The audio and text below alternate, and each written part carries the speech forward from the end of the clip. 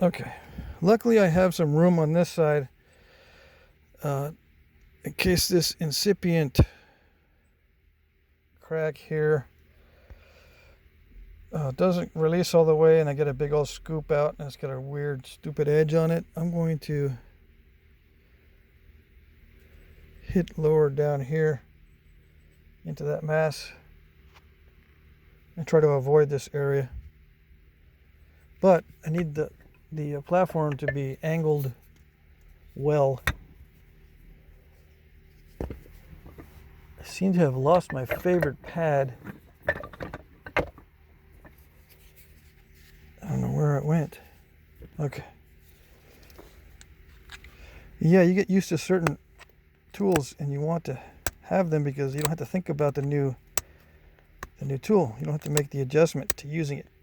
This one's a little bit thinner. It feels not so rigid, even though it's probably just as rigid as the other one. It's backed by wood. It just doesn't feel that way because it just feels like it has less mass. Okay, anyway, here we go.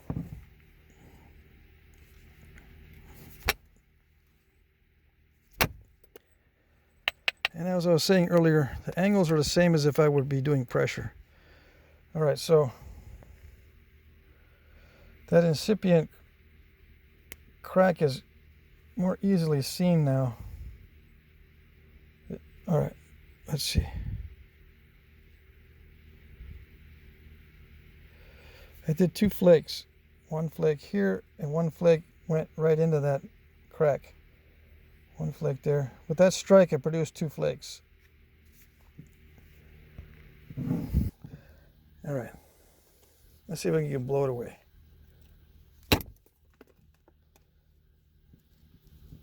Did it do it?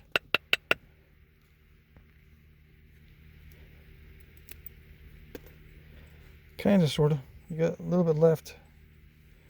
All right. I can't be making that mistake too often. Okay.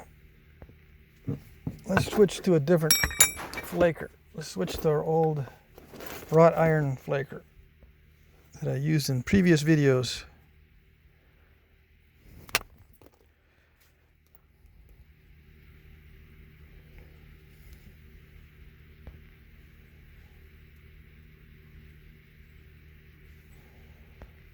Okay. Now, for the guys who want to see the angle from here, you want to see this, you want to see that, right? Instead of seeing it from this view, you want to see this view. Now, I've said this before. I'm working with this view. I'm not working with that view. I'm not sitting here like this and doing this. I'm not hitting like this so I can see that angle. I'm like this. So I'm trying to show you from the angle that you're supposed to be looking at it. You're supposed to be looking at it from this angle. You can nap like this. You can nap like this. But why would you want to see this angle unless you're napping like this? Does anyone nap like this? I'm not making fun of you. I'm just saying that the reason why I'm zoomed in this way and not showing you the front view of this is because you don't nap from that front view. You nap from this view. Okay, so get used to this view and learn the subtleties of this view. All right, when I was learning how to nap, the front view did not help me at all. It didn't. I would try to match their angles and everything. Didn't help me at all. The angle is not what matters, because the angle, a lot of it is subconscious. If you think about the angle too much, you will get the angle wrong.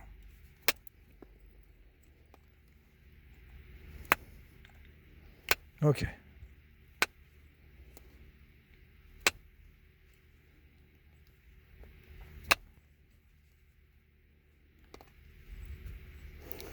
And for those of you who've been napping for a year and can't get the points thin, that sounds about right.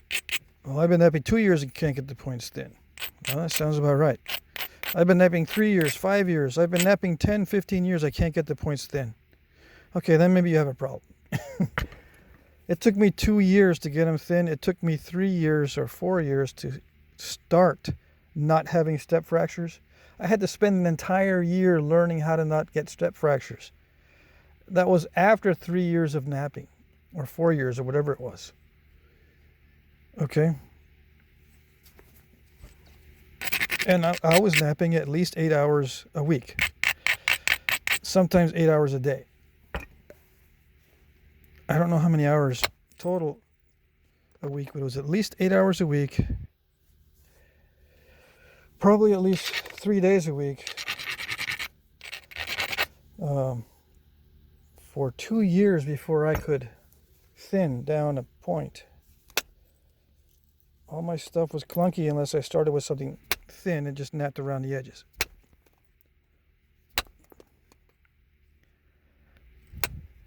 And that was after I developed my indirect percussion style, behind the knee stuff. The indirect percussion is not new. It's the behind the knee holding, or the third hand technique.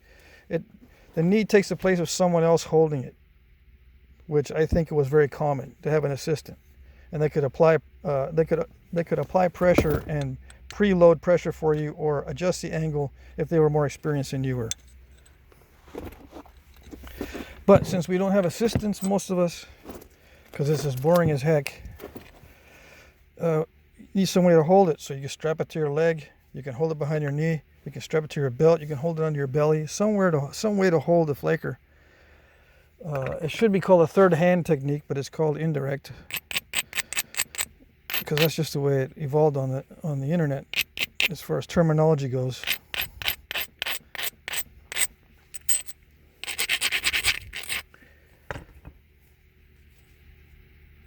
But anyway, I didn't start getting into or obtaining the points I was wanting to make until after I had used indirect for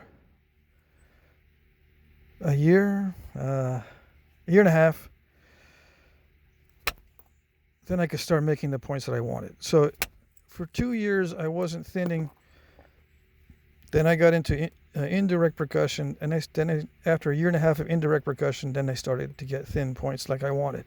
So what's that, 3.5 years? And some of you guys are whining after 3.5 months, right? I'm not making fun of you. I'm just saying, just got to put it into perspective. And I'm by no means trying to say that. I'm not trying to say that you're not going to be skilled at this. It's just, if there's an obstacle and you can't get past the obstacle, it may not be your flit napping. It may be you don't have enough rest. It may be your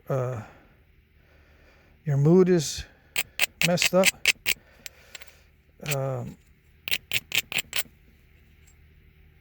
Your eyesight is not correct.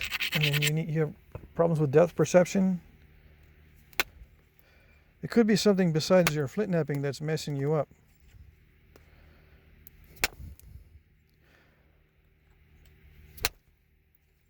So I had to keep that in mind too. Okay. All right, let's see. I need to focus on this because we're getting down to the nitty-gritty. I'm getting down to the point where I can't be making any mistakes at all. All right. And this is probably why some of you guys don't watch the second or third parts, because often I go into silent mode. I'm not paying attention. Maybe I go off frame. I start speaking into the microphone and too close, like I'm probably breathing into the microphone right now. That sort of thing. But yeah, I'm going to go into a high concentration mode here. Fumble around a little bit before I actually get somewhere. Okay.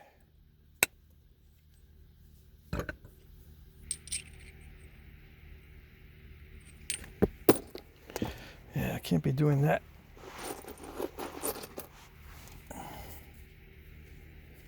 If I break the tip off, it wouldn't be any fun. So I'm going to go around and regularize the edge, which is kind of boring for a lot of viewers. And thank you for the feedback on why you guys watched the first part. I found out that there's many reasons, not just a few reasons. There are many reasons for watching primarily the first part, and I'm getting the predominant, or the logic seems to be, if I can't get past the first stage, I can't get to the second stage. I have to get past the first stage before I even get to the second stage. I've got to be able to thin down the nodule before I even start shaping. So if I can't get that part, what's the sense of watching the other parts of the video? I need to watch the part where I can get something that I can work with. And I get it. I understand it now. I think that's the predominant reason. Yeah, but there are many reasons. Okay.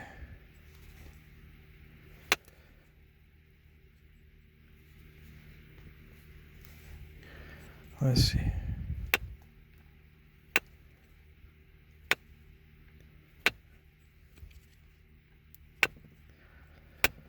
Yeah, you guys can't get past the first part, but there's not that many questions on the first part, on the first stage of flint knapping. I guess it's just pretty straightforward. Either you're thinning or you're not, right? Either you're getting long flakes or you're not. I mean, there's not anything really happening in the first stage that's too complicated. There's no notching and all that kind of stuff. It's just a matter of getting nice flakes.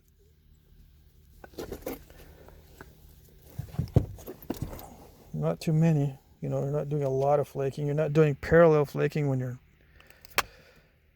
trying to develop the nodule into a biface. The parallel flaking comes later. That sort of thing. So I think I get it. I think I'm getting it.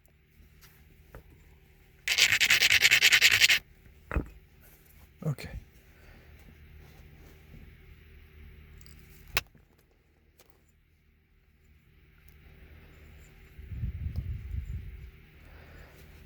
Now it's pretty long. I don't know if I need it to be this long. See, when it's really long, I get nervous, but I need some tip just in case it breaks off. I get nervous when it's really long and I'm starting to hit. I feel like it's going to snap the tip off. I'm going to have to start thinning this base.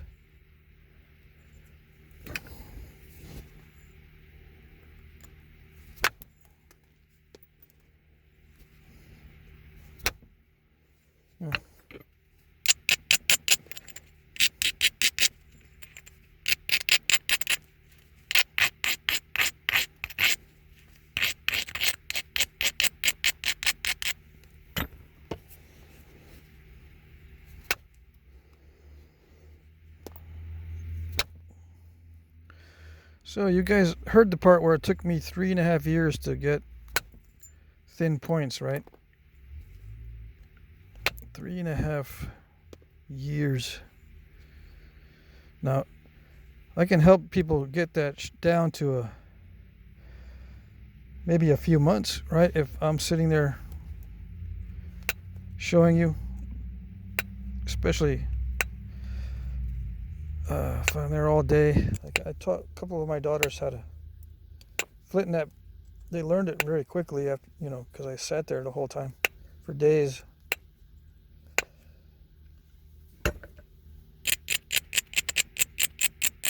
And it was mainly where to hit. Where do you hit it? Not the angle necessarily, but where. And how does it supposed to look when you hit it? So that's what I was showing them, and they can learn to do it quickly.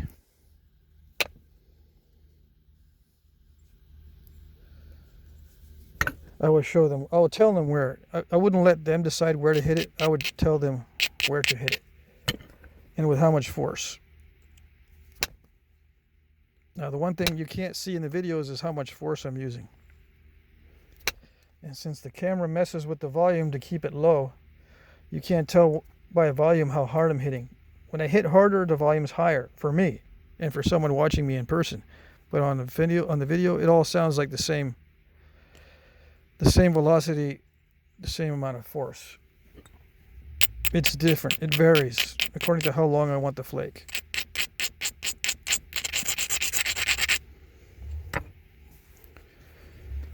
All right.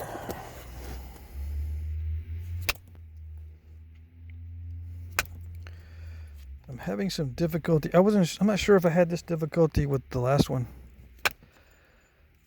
but I'm having some difficulty judging the platforms and not making them strong enough or something. Or maybe this point is just too pointy. It's crushing the material. Let's see. If it is too narrow, a lot of these points will crush the material. Some guys like working with a sharp tip with the indirect flaker. That's fine too. Whatever works. For me, a sharp tip on the indirect flaker can lead to issues. So I'm going to dull it a little bit.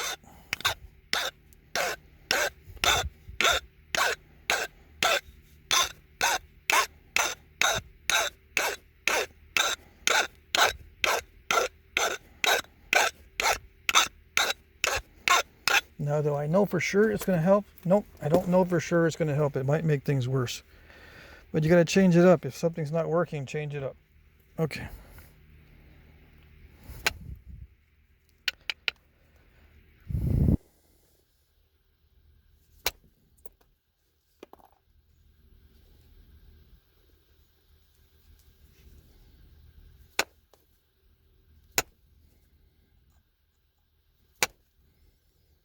Yeah, I'm seeing already that it's harder to detach flakes with a more rounded tip, but that's okay.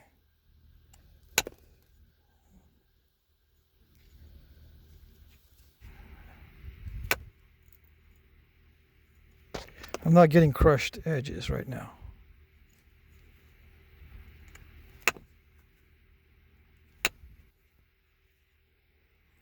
Well, at least not as bad as before.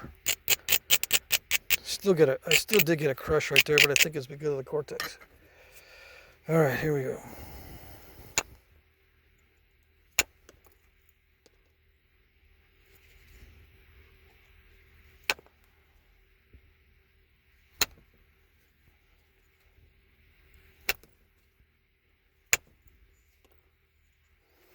The angles are the same as pressure. That's all I can tell you. So if I were to show you, I do have a video that shows you with words on these angles and stuff. If I were to show you here and try to guess, translate the view this way and say this is the angle, or this is the angle, or this is the angle, I will get it wrong.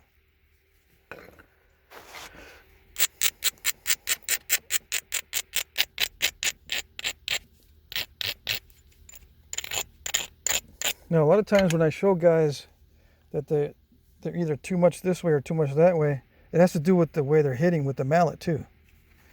Some guys are hitting way up here, they're hitting into themselves here, or they're hitting away from themselves. So I have them adjust the workpiece according to how they're hitting, right? And that might be something that you would need to look at.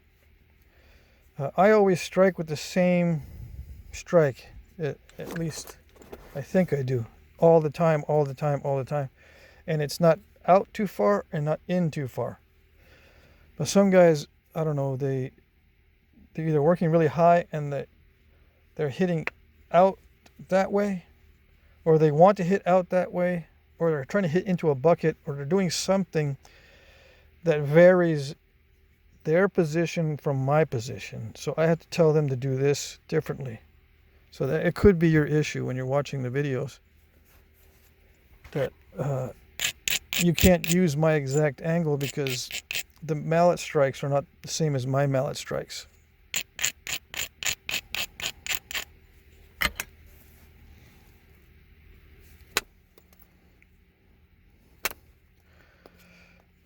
if I were to think about it, it's very difficult to think and then let your subconscious do it at the same time. But if I observe, sometimes I do vary this strike angle, but it depends on where I want the flake to go. It's very subtle. You know what I mean? It's very, very subtle. I do notice sometimes I do vary this a little bit. Just now I noticed that, right? I'm trying to pay attention to what I'm doing. I will vary it sometimes, but it's very subtle. Is it enough to make a big difference between a long flake and a short flake? Not really, because what I'm doing is I'm trying to go in a certain place, a lot of times for damage control, and not necessarily for length. I think a lot of my flakes are just simply damage control, getting rid of lumps and stuff. I'm not really paying attention to how long they go. I just want to get certain things taken care of. So a lot of these flakes are just damage control.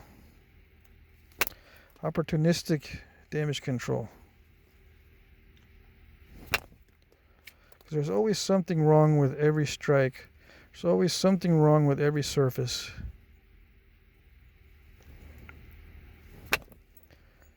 Even if it looks kind of perfect, there's always something that could be better. Namely, could be thinner. Could be. Always. Could be just a little bit thinner or a little bit smoother.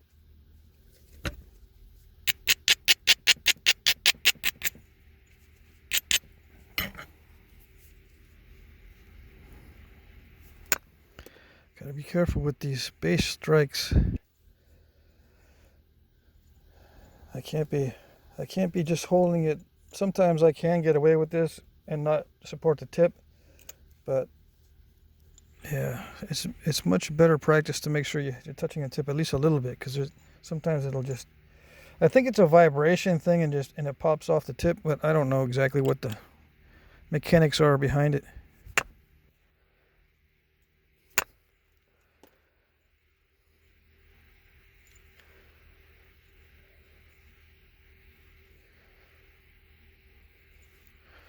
All right.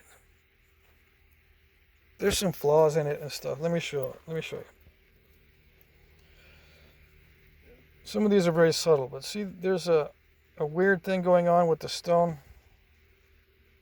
right here. See that? It looks like it was diving in, but sometimes those are just within the stone. You didn't cause that with the napping, right? I don't know if I caused that with the napping or not. Sometimes those are in the stone, and those are seams that are just short seams, but they can cause a weak spot, and they'll snap across that unexpectedly. So I've got to watch it, and if I don't need to go thinner, I won't. It looks like I don't need to go much thinner, so I'm not going to go much thinner, just because it has a chance of snapping right across where that defect is. But I do need to go a little bit thinner to match. But I think that'll be all right.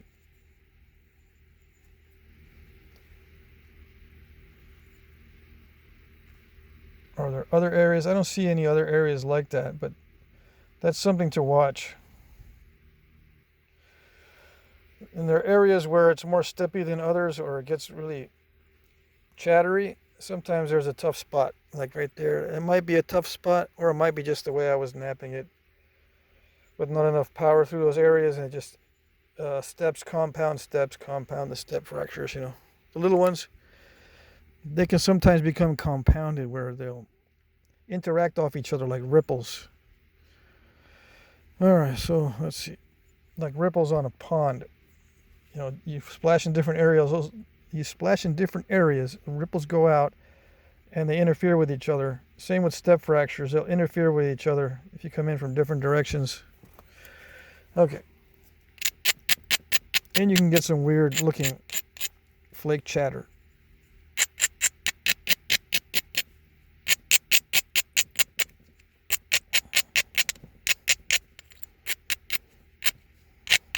Okay. All right, let's go for the pressure flaking.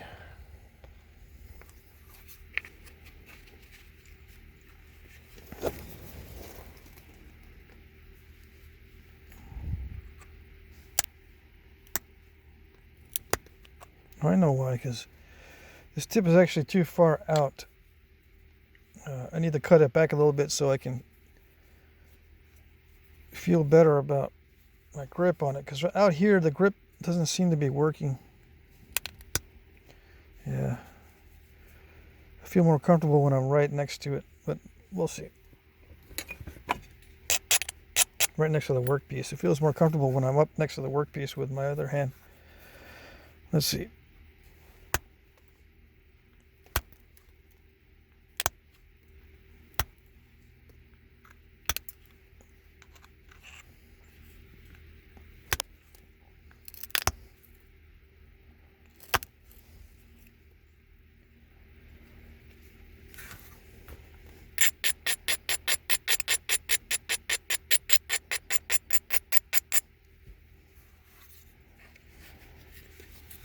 So I'm going to try to thin the edge a little bit. The edge, I mean, less than halfway. Flakes to go less than halfway. Thin down the edge a little bit. Get rid of those lumps.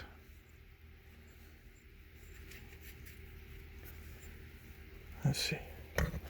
And if I spot an opportunity for an indirect percussion flake, I'll take it.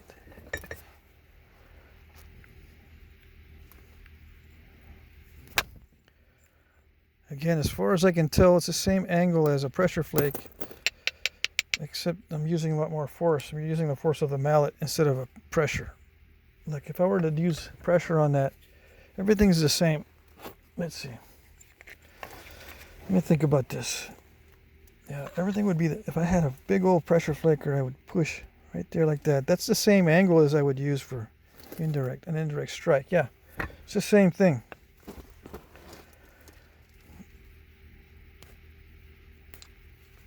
Same thing.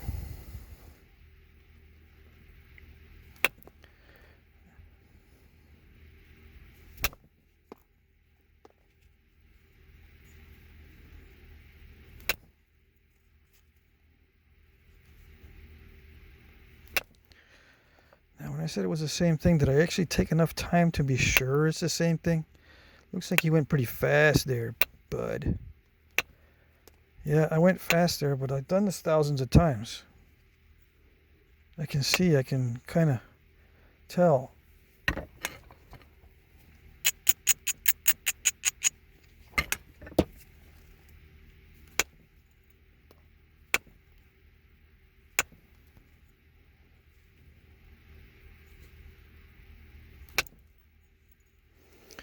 The platform is a little different because I can hit some pretty weak platforms with indirect percussion. Not always, but sometimes I can hit pretty weak platforms and it'll work.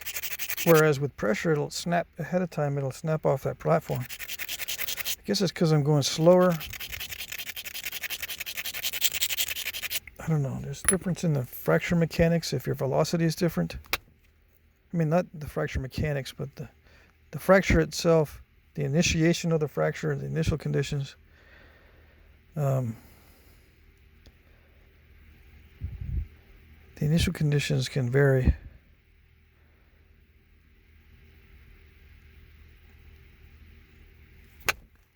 Because you're using more force. It varies from the pressure. But yeah, I think that has to do with the platform shape and not necessarily the angle. That's platform strength.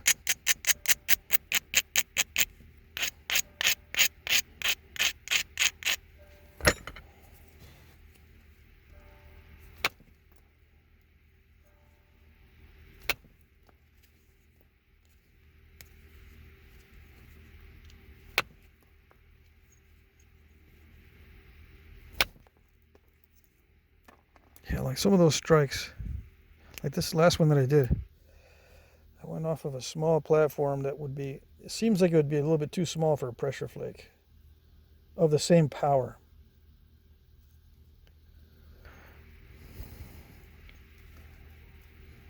Seems that way. I don't know because I haven't used extremely powerful pressure flakes.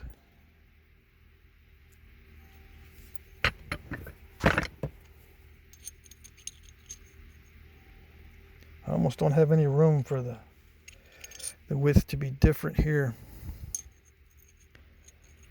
Yeah, I'm just gonna have to finish it out. And if this is more narrow than the other one, I'll just live with it for now. I might go back and change them all after. Okay.